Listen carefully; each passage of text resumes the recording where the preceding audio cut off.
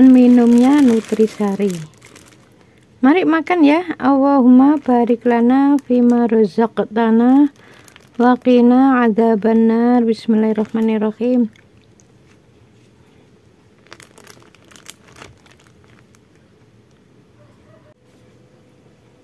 Malam ini insya Allah bunda ndak makan nasi ya, tapi makan pepaya California.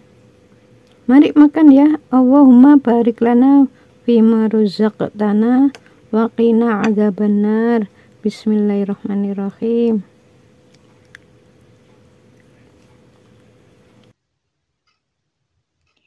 Ini ada yang bertanya mengenai sakit lutut yang sebelah kanan sudah bertahun-tahun gak sembuh-sembuh. Kalau dari sisi akhlak apakah yang harus diperbaiki? Jadi untuk para ibu-ibu atau bapak-bapak yang mengalami sakit lutut, apalagi sampai bertahun-tahun ya, sudah periksa ke dokter. Kalau ke dokter ya biasanya disuntik ya, kalau sudah disuntik tuh rasanya enak, dingin. Nah, setelah itu ya kambuh lagi. Nah, akhirnya kan berpikir, kenapa ya kok sakit terus? Padahal ya sudah disuntik, enak, terus kambuh lagi seperti itu. Dan itu bertahun-tahun. Kata dokter ya pelumasnya habis ya, tulangnya keropos. Jadi cara menganalisa yang sakit itu yang mana? Kanan apa kiri? Di usia berapa? Jadi kalau lutut ini berhubungan dengan dalam melangkahkan kehidupan berumah tangga. Itu ada sifat-sifat kaku, emosi, marah, egois. Bentuk yang sakit itu sakitnya amat atau enggak ya itu nanti tergantung emosinya ya. Jadi kalau nyuruh pasangannya itu harus gini. Nah, itu nanti sakitnya beneran sakit. Jadi kalau yang kanan itu sebetulnya niatnya baik ya. Untuk yang baik, misalnya menyuruh sholat, menyuruh rajin, ya pokoknya apa saja yang baik-baik. Ya, dalam menyuruh itu ada tingkatan emosi ya, sakit amat atau agak sakit. Nah, itu ada tingkatannya. Kemudian pada saat dia itu nyuruhnya, dikerjakan atau enggak, dia itu marahnya itu sangat kuat atau enggak, itu nanti ada pengaruhnya ya. Jadi kalau marahnya itu sudah sangat kuat, nanti sakitnya itu ya sangat sakit. Jadi kalau memang kita mengatakan sakitnya itu karena pelumasnya sudah mulai habis atau tulangnya keropos, ya insya Allah enggak lah ya. Ya banyak ya orang itu yang masih usia muda ya, ketika di tes ya, dilihat memang di lab itu memang keropos ya, tulangnya itu memang keropos. Padahal ya di usia muda. Berarti kan nggak semua orang yang usia lanjut itu tulangnya keropos. Di usia muda pun ada yang keropos ya. Terus katanya kalau sering jalan pelumasnya habis makanya sakit. Ini kalau dari sisi akhlak ya bukan karena pelumasnya yang habis ya. Ya kenapa kalau memang itu pelumasnya habis, orang yang banyak jalan pun ya ternyata yang nggak sakit. Yang sering duduk-duduk ya malah sakit. Kalau memang pelumasnya habis akibat banyak jalan, mengapa yang duduk-duduk nggak sakit ya? Jadi cara menganalisa yang sakit itu yang mana? Yang kiri apa yang kanan? Oh, yang kanan. Terus di usia berapa? Sudah berapa tahun? Ya, kalau saya gitu. Jadi kalau saya ini nggak ada sakit lutut sampai bertahun-tahun. Kalau hanya beberapa detik itu pernah di sebelah kiri ya. Kalau 1 tahun 1 kali atau 2 kali ya pokoknya sangat jarang. Bukan sampai bertahun-tahun gitu, enggak. Hanya beberapa detik. Dan itu pernah ya di sebelah kiri. Ya pokoknya dalam 1 tahun itu ada ya 1 kali atau 2 kali, nggak lebih dari 2 kali insya Allah.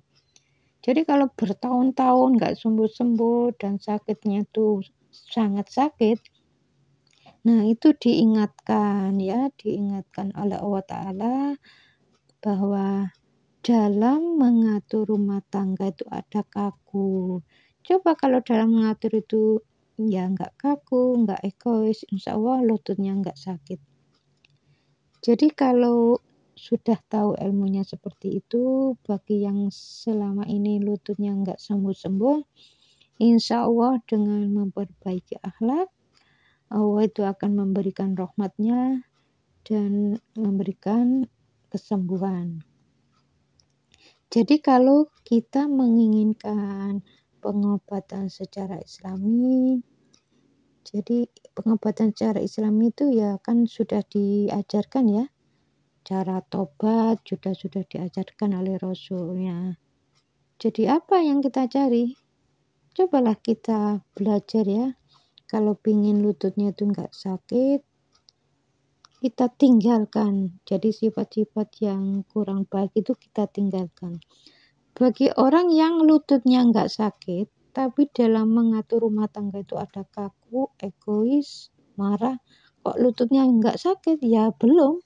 Jadi nanti tergantung imannya ya, semakin baik iman seseorang, semakin cepat kena sakit. Jadi kalau mengatur rumah tangga itu kaku, imannya kok baik, ya cepat sekali kena. Tapi kalau imannya nggak baik, biasanya diletakkan di akhir hayatnya sekalian sama matinya. Biasanya seperti itu. Jadi kalau bagi para ibu-ibu atau bapak-bapak yang mengalami lututnya sakit, yang kanan atau yang kiri bertahun-tahun nggak sembuh-sembuh, cobalah yang selama ini kaku diganti ya yang lembut. Jadi yang selama ini emosi dalam menyuruh-nyuruh pasangannya atau anaknya itu diganti, nggak pakai emosi. Insya Allah nggak sakit. Kalau bunda ini terus terang ya, nggak ada sakit lutut. Iya beneran.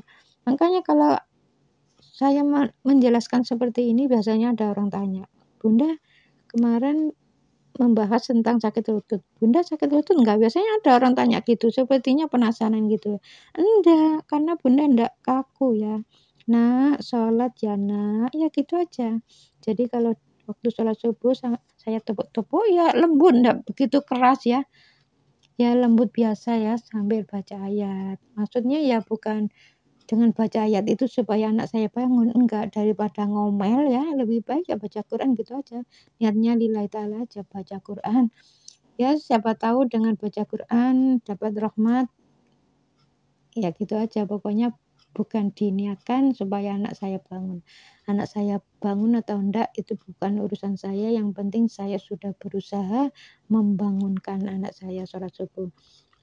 Jadi di dalam mengatur rumah tangga itu saya nggak kaku, nggak emosi, nggak marah.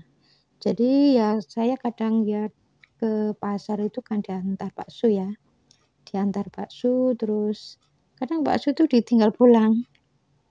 Sudah lama menunggu ya saya jawab agak lama, ya gitu aja nggak marah-marah. Jadi ya kelihatannya bakso sepertinya ya malu ya, sudah dipesan nggak boleh ditinggal, kok ditinggal. Tapi ya nggak perlu emosi ya, kan kita ini nggak boleh suudzon sama orang ya, siapa tahu pulang itu mau buang air besar, kan gitu. Ya pokoknya kalau dalam mengatur rumah tangga, entah itu dengan suami, dengan istri, atau dengan anak, kalau sudah nggak kaku, nggak emosi, kalau nyuruh-nyuruh itu nggak emosi, insya Allah tidak akan kena asam urat, insya Allah tidak akan mengalami lututnya sakit. Ya, jadi orang-orang yang memperbaiki akhlak seperti itu ya, bukan memperbaiki akhlak terus nggak marah, nggak emosi langsung sembuh, enggak. Biasanya tuh ya berkurang sakitnya. Ya lama-lama sembuh. Bukan langsung ya. Jadi ya nggak adil lah ya. Masa melakukan kemarahan, emosi, egois bertahun-tahun dengan pasangan dan anak, terus memperbaiki akhlak hanya sehari terus langsung sembuh sehari, enggak. Jadi setelah memperbaiki akhlak ya beberapa hari tuh berkurang, ya sampai 1 bulanan tuh ya mulai tambah enak, biasanya seperti itu. Ya jadi hanya beberapa minggu insya Allah sudah sembuh. Jadi kalau marah selama ini penuh emosi diganti lembut, nggak marah-marah. Insya Allah sembuh kok ya. Jadi pengobatan secara Islam ini ya sebenarnya sudah ada ya. Cara tobat ya sudah diajarkan Rasul ya kan gitu ya. Ya kenapa? Kok masih belum dikerjakan? Kan sudah ada caranya ya. Jadi tunggu apa lagi? Jadi kalau sudah diajarkan seperti itu, cara tobatnya itu diajarkan Rasul, taubatan nasuha berjanji nggak ngulangi. Jadi kalau sudah tobat berjanji nggak ngulangi, kok masih ngulangi lagi ya, nanti bisa kambuh lagi lututnya, sakit lagi. Jadi nanti tergantung ya, dia tobat beneran apa enggak. Kalau tobat beneran, terus berjanji nggak ngulangi, minta maaf pada suami, serta mohon ampun pada Allah, dan minta diberikan kesembuhan, insya Allah sakit lututnya ini nggak kambuh lagi. Ya mudah-mudahan video ini ada manfaatnya ya. Assalamualaikum warahmatullahi wabarakatuh.